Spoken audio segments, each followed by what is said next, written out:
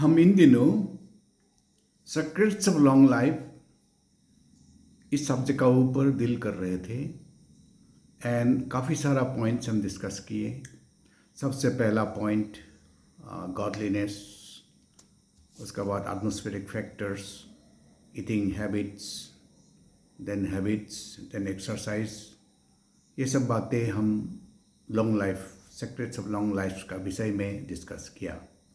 तो आज डिस्कस करेंगे तो हमारा कौन सा मेंटलिटी होने से हम लॉन्ग लाइफ प्राप्त कर सकते हैं।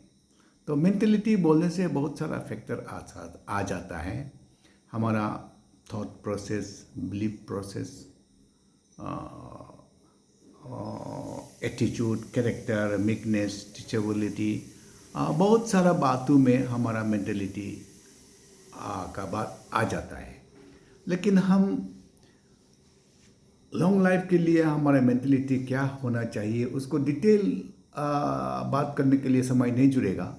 तो इसलिए हम बाइबल का 3 वर्स पढ़ के उसका आधार पे हमारा क्या मेंटलिटी होने से हम दीर्घ जीवन प्राप्त कर सकते हैं उसको हम देखेंगे। तो हम देखेंगे इफिसियन 6 चैप्टर का 1 2 3 वर्स पढ़ के हम आगे जाएंगे और उसका आधार पे हम डिस्कस करने के लिए कोशिश करेंगे कि कौन सा मेंटलिटी होने से हमारा संसार में दीर्घ जीवन होगा। तो हम पढ़ के देखते हैं इफिसियन 6 का 1। हे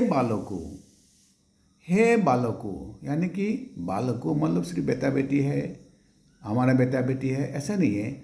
हम बुरा बुरी लोग भी बालक है। किसका बालक है? परमेश्वर का बालक है। हमारा पिता परमेश्वर है, सृष्टिकर्ता परमेश्वर है, हम उसका बालक है। प्रभु में अपने माता पिता के आज्ञाकारी बनो। प्रभु में माता पिता का आज्ञाकारी बनो, यानी कि हम माता पिता है तो परमेश्वर का आज्ञाकारी बने, और हम बेटा बेटी है तो माता पिता का आज्ञाकारी बनो। हाँ, माता पिता का आज्ञाकारी बनो। तो ये क्या होता है? ये ऑर्डर है। आज्ञाकारी बनो, ओबीडियंस, यानी कि ये ओबीडियंस एक नंबर फैक्टर हो गया। तो कौन ओबे कर सकता है? तो इसी में बड़ा क्वेश्चन आ जाता है, हु कैन ओबे? तो that person must have good mentality, then only he can obey. वो प्राउड नहीं है, वो एक्सेप्ट करता है, बातों को सुनता है, अपना आप को नम्र करता है, अपना आप को छोटा समझता है। ऐसा लोग ही तो ओबे कर सकता है। हाँ, मैं अपना घमंड से बरतती हूँ, मैं अपना जानता हूँ, सोचता हूँ, मैं अपना बुद्धि से बुद्धिमान होके बैठा हूँ, तो हम कैसे आज्ञाकारी बनेगा? I can not obey. If I consider my self lower than others, then only I can obey. Then when I consider myself lower, then I am humble, ना? I am humble। तो इसीलिए क्या होता है, सिर्फ माता पिता का ही आज्ञाकारी बनो ऐसा नहीं है। संसार में माता पिता को छोड़ के बहुत बुजुर्ग लोग हैं।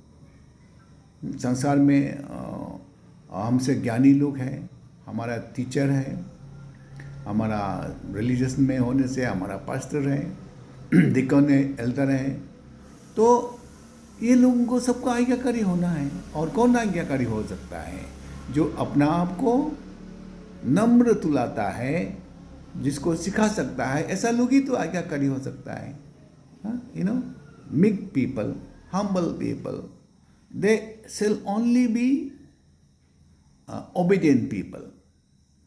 तो ये ओबीडियंस सबसे पहला रीजन है लॉन्ग लाइफ का। Praise the Lord. मैं अभी 3 ही वर्स में पढ़ूंगा, इसको हम एक्सपाउंड करने के लिए कोशिश कर रहे हैं। आज्ञाकारी बनो क्योंकि ये उचित है। ये उचित है ना? अगर हम किसी को ओबे नहीं करते हैं तो मैं अनुचित चाल चलते हैं। तो दिस ओबीडियंस, अनुचित चाल। तो हम जब ओबे करते हैं तब हम उचित चाल चलते हैं। और ओबीडियंस किसका है? माँ पिता जी का ओबीडियंस, माँ पिता जी का ओबीडियंस, और संसार का नियम कानून का ओबीडियंस, तेरा ऊपर में जिसको रखा गया है उसका ओबीडियंस। तो हम बुरा होने से भी जो भी लॉ है गवर्नमेंट का, तो हमको मानना है, I must obey the rules and regulation of the world, of the nation, तो हमको ओबे करना पड़ेगा। एंड व्हेन आई ओबे देन ओनली मैं उचित चाल चलता हूँ, नहीं तो मैं अनुचित चाल चलता हूँ। अगर अनुचित चाल चलता है तो मैं जेल में घुस जाऊँगा। मैं अनुचित चाल चलता हूँ, डिसोबे करता हूँ, गवर्नमेंट का रूल रेगुलेशन पालन नहीं करता हूँ, हाँ, तो मैं किसी का बात नहीं सुनता हूँ, तो झगड़ा पैदा होगा ना। तो ये अनुचित चाल चलना बहुत खराब है।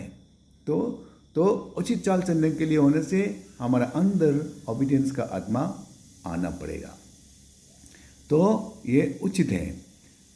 और इसी को ही माता पिता का आज्ञाकारी बनो, इसी को ही फिर कोलोसियंस 3:20 में लिखा है, माता पिता का हर एक बातों को आज्ञाकारी बनो, हर एक बातों, इन एवरीथिंग बोल के लिखा हुआ है, इन एवरीथिंग ओबे योर पेरेंट्स, इन एवरीथिंग। तो ये इन एवरीथिंग ओबे बोलने से ना बहुत लोग अपना बुद्धिमान होके, क्यों बुरा कहेगा तो ओबे नहीं करूँगा, अच्छा नहीं करेगा तो नहीं करूँगा, ऐसा नहीं है। इन एवरीथिंग मीन्स भला हो बुरा हो सब बातों में ओबे करो। इसीलिए तू लिखा पढ़ा है, तू ज्ञानी है। तेरा माँ पिताजी बस्ती का है, कुछ भी नहीं जानता है, लेंगता है। जैसे मेरा पिताजी फार्मर था, और मैं पढ़ लिख रहा था, तो मैं आज्ञाकारी हुआ। मेरे पिताजी ने बोला सिर्फ पढ़ो, क्या पढ़ना है, किस लिए पढ़ना है उसको मालूम नहीं, सिर्फ पढ़ो। तो मैंने उसका आज्ञा को पालन करके सिर्फ पढ़ने शुरू किया, अच्छा पढ़ने शुरू किया। तो अच्छा 10 पास किया, अच्छा 12 पास किया। तो उसका बाद में सब ने बोला डॉक्टर बनो, और डॉक्टर बन गया। डॉक्टर बनने के बाद फिर मास्टर डिग्री करो, मास्टर डिग्री करने के बाद में फिर डायरेक्टर बन गया। उसका बाद फिर मेडिकल हॉस्पिटल भी बनाया। तो मेरा पिताजी ने इतना तक तो नहीं कहा ना, सिर्फ पढ़ो कहा और मैंने माना, पढ़ लिया और हो गया। तो इसी तरह तेरे माँ पिताजी लिखा पढ़ा नहीं जानने से भी कुछ तो बोलेगा, उसी को ही भला हो बुरा हो, तुझे अच्छा लगे या ना लगे, चुपचाप वो भी कर लो ना, चुपचाप वो भी कर लो। अच्छा हो बुरा हो, you have no right to जज, no right to make any controversy to your parents. For example, तुम्हें माँ पिताजी बोला तू टीचर बनो, क्योंकि मालूम नहीं उसने सिर्फ टीचर देखा, हाँ टीचर देखा है, टीचिंग करता है स्कूल में, अच्छा है, हाँ तो बोला है कि तुमको टीचर बनो। तो तुमको क्या करना है, सिर्फ चुपचाप टीचर बनना है और अच्छा टीचर बनने के लिए कोशिश करना है। तो तुम जब अच्छा टीचर बन जाएगा, तो तुम्हें अपना से मालूम होगा कि तुमको मास्टर डिग्री करना है, तुम्हें अपना से मालूम होगा कि तू PhD करना है, तो अपना से मालूम हो जाएगा कि तू यूनिवर्सिटी में लेक्चरर बनना है। उसका बाद तू अपना से प्रमोशन होके चैंसलर बन जाएगा, वाइस चांसलर बन जाएगा यूनिवर्सिटी का, हाँ। उसका बाद में तू स्कूल भी खोल सकता है। लेकिन तेरे पिताजी ने इतना बोला है कि तू वाइस चांसलर बनो, नहीं बोला ना, क्या बोला, सिर्फ टीचर बनो। इसी तरह हमको जो भी शुरू में बोलता है ना, भला हो या बुरा हो, क्या होता है, हमको चुपचाप मानना है। इसीलिए ये ओबीडियंस होने के लिए सीखना बहुत इम्पोर्टेंट चीज़ है, हाँ। तो माँ पिताजी का ओबीडियंस, क्योंकि ये परमेश्वर का पहला आज्ञा है। अभी 2 नंबर बात, अपने माता पिता का आदर करो, आदर करो। पहला हो गया ओबीडियंस, 1 नंबर, हाँ लॉन्ग लाइफ डिस्कस कर रहा हूँ। पहला पॉइंट हो गया ओबीडियंस, माँ पिताजी को चुपचाप ओबे करने से अच्छा है। मेरा टीचर जो बोलता है चुपचाप ओबे करने से अच्छा है। मेरा टीचर लोग ने बोला ना कि तू डॉक्टर पढ़ो, मैं डॉक्टर पढ़ लिया, चुपचाप ओबे किया। तो इसलिए आप चुपचाप ओबे करने से अच्छा है। उसका बाद में क्या होता है, अपनी माता और पिता को आदर कर, आदर कर। That means you respect your parents. Not only you respect your parents, you should have a heart to respect the people who is deserve respect. संसार में बहुत है ना, तुमसे बुजुर्ग है, तुमसे लिखा पढ़ा जानने वाला है, बुद्धिमान लोग हैं, हाँ, जिसको आदर करना है जिसको भय मानना है भय मानना है। इसलिए आदर करने का मन होना चाहिए। और कौन आदर दे सकता है? जो हम्बल व्यक्ति है। और बाइबल में लिखा है, मैथ्यू 5:5 में लिखा है, जो नम्र है वो पृथ्वी पर राज करेगा, जो नम्र है वो उसका भला होगा। यानी कि नम्र व्यक्ति ही दूसरों को आदर कर सकता है। हम अपना आप को बहुत बुद्धिमान समझ लूँगा, बहुत ज्ञानी समझ लूँगा, बहुत धनी समझ लूँगा, तो बाकी सबको मैं छोटा समझ लूँगा ना, तो मैं कैसे आदर करूँगा? इसलिए दूसरों को आदर करने के लिए होने से मेरा मन का मेंटेलिटी हम्बलनेस होना पड़ेगा। So unless one is humble, he cannot respect other people. Proud people cannot respect other people. They are proud. They want respect, but they cannot give respect. तो इसलिए परमेश्वर सिखाता है कि आदर करना सीखो। आदमी को आदर करो, सबको आदर करो, छोटा बुरा सबको आदर करो, मनुष्य को आदर करो। तो आदर करने के लिए सीखना बहुत जरूरी है। इसीलिए एक नंबर ओबीडियंस सीखो, दूसरा आदर देना सीखो। उसका बाद लिखा है, यो पहली आज्ञा है जिसके साथ प्रॉमिस भी है। देखो पहले आज्ञा यानी कि this is honour your father and mother, obey your father and mother, honour those who need honour, obey those who deserve obedience. तो इस जिसको आपको ओबे करना है उसको ओबे करना है, जिसको आदर करना है आपको आदर करना है। तो ये जो है ना, माँ पिताजी को आदर करना, बुजुर्ग को आदर करना, एल्डर को, डिकन को, प्रीस्ट को, पंडित को, जिसको भी आदर करना, क्या होता है? वो आपका परमेश्वर की ओर से आज्ञा है, परमेश्वर की ओर से आज्ञा है। तो ये आज्ञा पालन करने से उसमें प्रॉमिस है। क्या प्रॉमिस है? तेरा भला होगा, तेरा भला होगा। तुमको भला चाहिए ना, तेरे जीवन में भला होता ही नहीं है तो तू कैसे दीर्घ जीवन जिएगा? तेरे जीवन में टेंशन है, परेशानी है, भला होता ही नहीं है। कुछ भी भला नहीं होता है। जो भी करता है भला नहीं होता है, वो भी करता है भला नहीं होता है, सब जगह में तेरा प्रॉब्लम होता है। तो प्रॉब्लम होने से क्या होगा? तेरा टेंशन आने लगेगा ना, मन में शांति नहीं आएगा ना। तो सारा बीमार का जड़ टेंशन है। ठीक है, आप मेडिकल साइंस को देखो, main causes of all sickness is some kind of tension, mental problem, चिंता। चिंता ही सब बीमार का जड़ है। और चिंता कब भागेगा? जब तेरे पास भला होगा। और भला कैसा होगा? तूने ओबीडियंस होना सीखा ही नहीं, तूने आदर देना सीखा ही नहीं, तेरा कैसे भला होगा? नहीं होगा ना। इसीलिए हमको भला होने के लिए ये वचन के आधार पे 2 पॉइंट है। I must obey people those who are superior to me और whom I am to obey, I must ओबे सिंपली। और दूसरा पॉइंट हो गया कि I must respect people, I must respect people. Those who deserve respect, I must respect. Those who deserve fear, I must fear. इसलिए क्या होता है? माँ पिताजी को भाई मानना ही चाहिए, टीचर को भी भाई मानना चाहिए, पास्टर को, एल्डर को, डिकन को भाई मानना चाहिए, गवर्नमेंट को भाई मानना चाहिए, पुलिस को भाई मानना चाहिए, और बुरा करने से भाई मानना चाहिए। और सबसे पहले परमेश्वर को भय मानना चाहिए, क्योंकि परमेश्वर तू पिता है ना, पिता का पिता, सबका पिता, परमेश्वर को भय मानना चाहिए, परमेश्वर को आदर करना चाहिए, क्योंकि परमेश्वर हमको दंड दे सकता है, मृत्यु से भी हमको जिला सकता है, और हमको मरने का बाद हमारा प्राण को नरक में डाल सकता है। इसीलिए सबसे बड़ा तो परमेश्वर हो गया ना। तब तो हमको परमेश्वर को भय मानते हुए उसका आज्ञा को पालन करना बहुत जरूरी हो गया। तो ऐसा करता है तो हमारा भला भला भला होगा। और उसका बाद क्या होता है? तेरा भला होगा और तू धरती पर बहुत दिन जीवित रहेगा। धरती पर जीवित रहेगा। और धरती पर भला जीवित रहने के लिए परमेश्वर ने बहुत पॉइंट, बहुत एक्सरसाइज, मैंने जितना भी बोला रखा नहीं है, मैंने आपको इतना दिन डिस्कस कर रहा था godliness, atmospheric factor, so many factor, eating habits, eating habits, exercises and so बहुत सारा हम डिस्कस कर रहे थे। तो उन लोग पॉइंट में से आज का पॉइंट बहुत ज़्यादा इम्पोर्टेंट है। और गॉडलीनेस गॉडलीनेस बोला तो गॉडलीनेस कैसा आएगा? तो God was humble, so you be humble. God मनुष्य का बातों को भी सुनने वाला है। गॉड अपना आप को इतना फुतनी करने वाला नहीं है।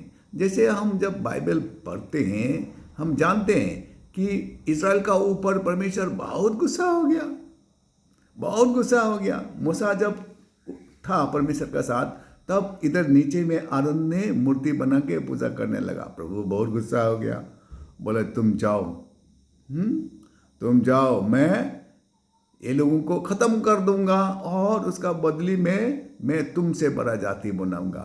मूसा को परमेश्वर ने बोला, हम होने से हाँ हाँ हाँ परमेश्वर हम लोग का खत्म कर दो, मुझसे बड़ा जाति बनाओ।